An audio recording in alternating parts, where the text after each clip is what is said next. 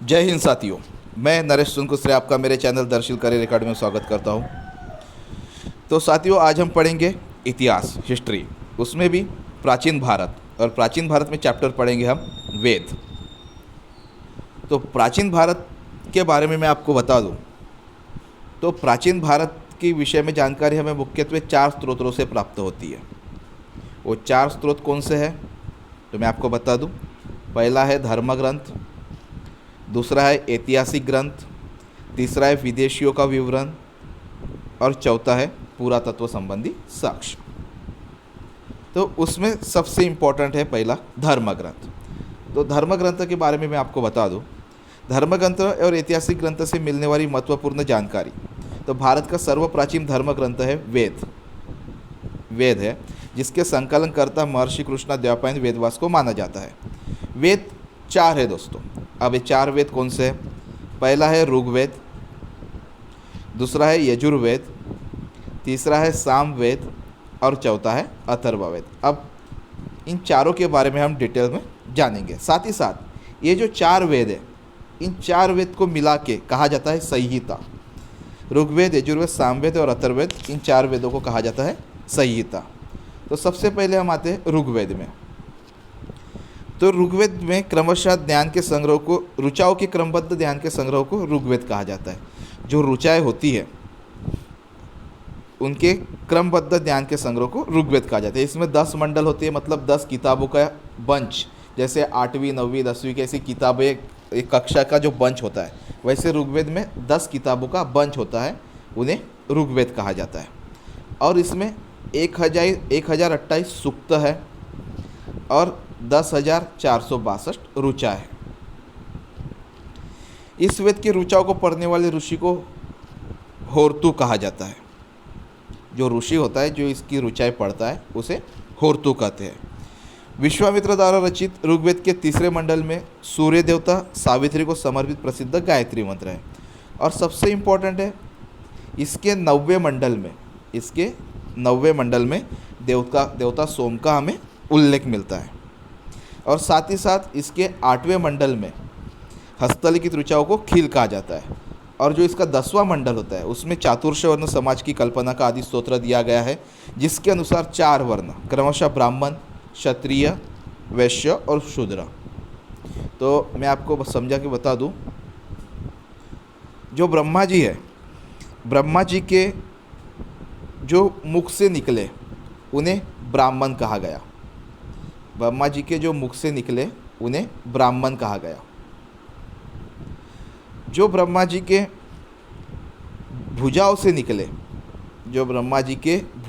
निकले, उन्हें क्षत्रिय कहा गया। जो उनके जांघों से निकले उन्हें वैश्य कहा गया। और जो उनके चरणों से निकले उन्हें शूद्र कहा गया। तो आपको इन बातों का ध्यान में रखना है। साथ ही साथ ऋग्वेद में एक शब्द का यूज़ हुआ है, उसको बोलते हैं अधन्य। अधन्य मतलब गाय, जिसे न मारे जाने वाले जानवर के श्रेणी में रखा गया है। उसके बाद ऋग्वेद में इंद्र के लिए 250 ऋचाएँ और अग्नि के लिए 200 ऋचाएँ, मतलब भजन। इंद्र के लिए 250 और अग्नि के लिए 200, यह हमें ऋग्वेद में मिलता है। उसके बाद हम आते हैं यजुर्वेद पे। यजुर्वेद के बारे में मैं आपको बता दूं, यजुर्वेद एक ऐसा वेद है जो गद्य और पद्य ये दोनों में है। एक ऐसा वेद है जो गद्य और पद्य दोनों में है। सस्वर पाठ के लिए मंत्रों तथा बलि के समय अनुपालन के लिए नियमों का संकलन यजुर्वेद कहलाता है। इसके पाठकर्ता को अधर्व्यू कहा जाता है। ये आप याद रखिए, इसके पाठकर्ता को अधर्व्यू कहा जाता है। यजुर्वेद में यज्ञों के नियमों एवं विधि विधान का संकलन मिलता है। साथ ही इसमें बलिदान विधि का भी वर्णन होता है। तो इतनी सारी चीज़ें आपको यजुर्वेद से याद रखना है। उसके बाद नेक्स्ट आता है सामवेद।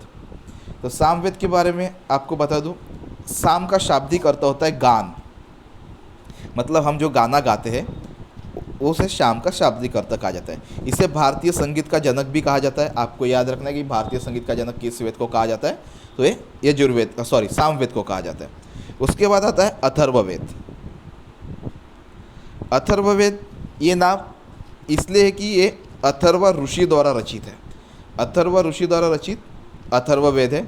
अथर्ववेद में किसकी निंदा की गई है? तो अथर्ववेद में कन्याओं के जन्म की निंदा की गई है, ये आपको याद रखना है। साथ ही साथ इसमें मानव जीवन के सभी पशु, गृह निर्माण, कृषि की उन्नति, व्यापारिक मार्गों का ग्रहण, रोग निवारण, समन्वय, विवाह तथा प्रणय गीतों, राजभक्ति, राजा का चुनाव, बहुत से वनस्पतियों एवं औषधियों, शाप, वशीकरण, प्रायश्चित, मातृभूमि, महात्मा आदि का विवरण मिलता है। साथ ही साथ जादू टोने का भी विवरण हमें अथर्ववेद में मिलता है।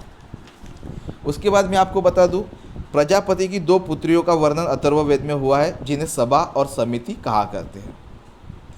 सभा सामान्य लोगों की और समिति राजाओं को सलाह देने वाली सभा है। साथ ही साथ भारत का सबसे प्राचीन वेद ऋग्वेद और सबसे बाद का वेद अथर्ववेद है। आपको ये चीज़ें याद रखना है। और यजुर्वेद में एक बात रह गई, यजुर्वेद के बारे में आपको बताऊं तो यजुर्वेद को 2 भागों में बांटा गया है। एक है शुक्ल यजुर्वेद और एक है कृष्ण यजुर्वेद। शुक्ल यजुर्वेद और कृष्ण यजुर्वेद, आपको ये याद रखना है। तो बढ़ते आगे, ये था इनका थोड़ा डिस्क्रिप्शन। और अब हम आते हैं हमारे एमसीक्यू क्वेश्चन के। उसके पहले मैं आपको बता दूं, दर्शिल करियर एकेडमी में स्पेशल बैच एसएससी जीडी की, आर्मी की, पुलिस की ये चालू हो चुकी है। और अगर आपको दर्शिल एकेडमी में आना है तो आप इस नंबर पर कांटेक्ट करके डिटेल पूछ सकते हैं। साथ ही साथ जो हमारा एड्रेस है जो हर स्लाइड के नीचे दिया गया है, आप उस पर भी एड्रेस कांटेक्ट करके आ सकते हैं। और ये Darsheel career academy Telegram group को ज्वाइन करके वहाँ पे डेली जो नोट्स आते रहते हैं आप उसकी स्टडी कर सकते हैं। तो हमारा जो पहला सवाल है वो है, भारतीय संगीत का उद्गम किस में खोजा जा सकता है? तो मैं आपको बता दूं, भारतीय संगीत का उद्गम जो मैंने अभी आपको बताया, भारतीय संगीत को खोजा जा सकता है सामवेद में। जो मैंने आपको बताया था कि सामवेद जो है गाई जा सकने वाली ऋचा है, जिसे भारतीय संगीत का जनक भी कहा जाता है। और भारतीय संगीत का उद्गम सामवेद की संहिता में खोजा जा सकता है। सामवेद में यज्ञों के अवसरों पर गाए जाने वाले मंत्रों का संग्रह है। जो व्यक्ति इसे गाता है उसे उद्गाता कहते हैं। जो व्यक्ति इसे गाता है उसे उद्गाता कहते हैं। आपको ये याद रखना है। अगला सवाल है हमारा, यज्ञ सूत्र निम्न में से किस वेद में? मैंने अभी आपको बताया यज्ञ सूत्र के बारे में।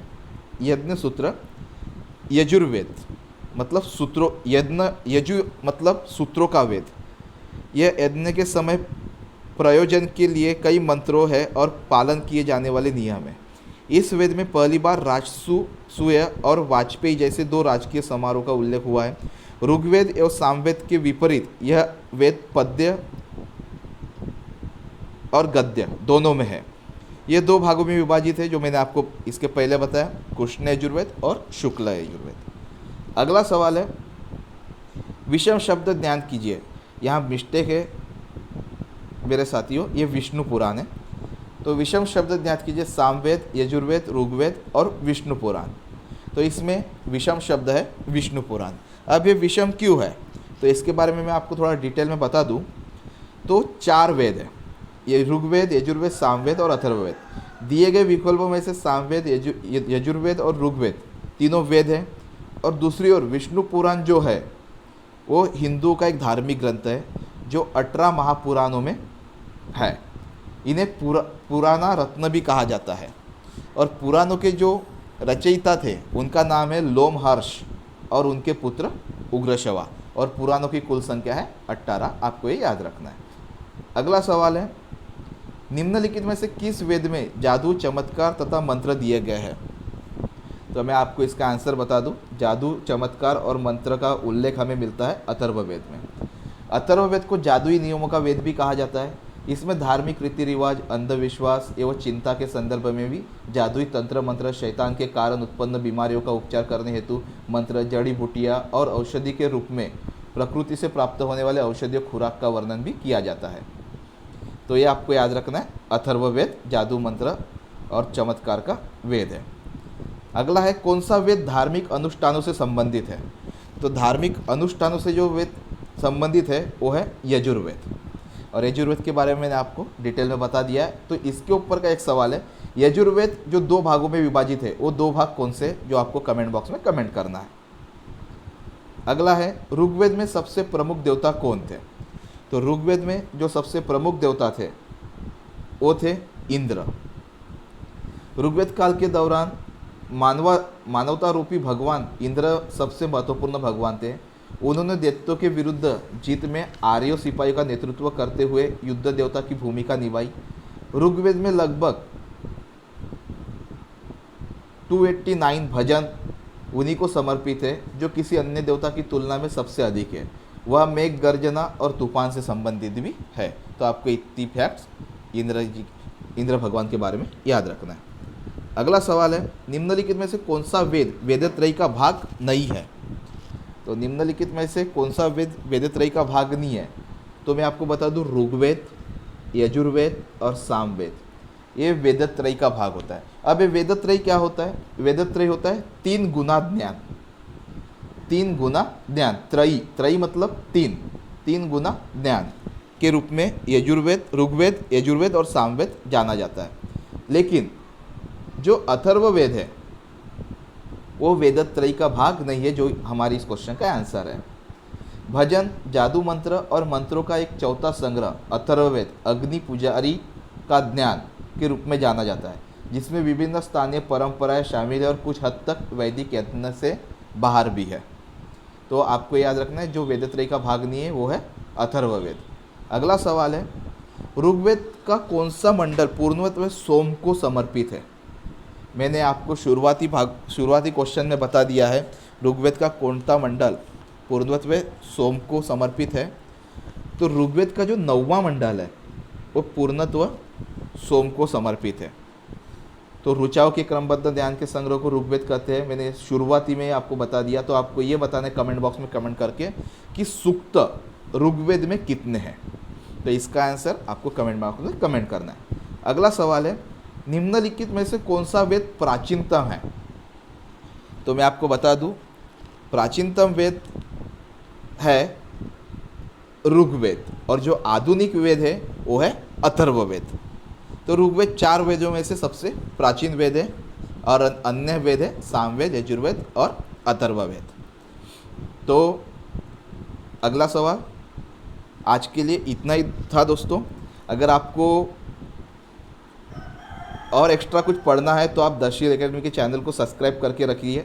साथ ही साथ इस वीडियो को एक लाइक जरूर कीजिए और एक स्टडी रिलेटेड ग्रुप में ज़रूर शेयर कीजिए। साथ ही साथ आप हमारा Telegram channel Darsheel career academy भी ज्वाइन कर सकते हैं। तो आशा करता हूँ आपको वीडियो पसंद आया होगा। इसी के साथ मिलते हैं अगले वीडियो में। तब तक के लिए जय हिंद।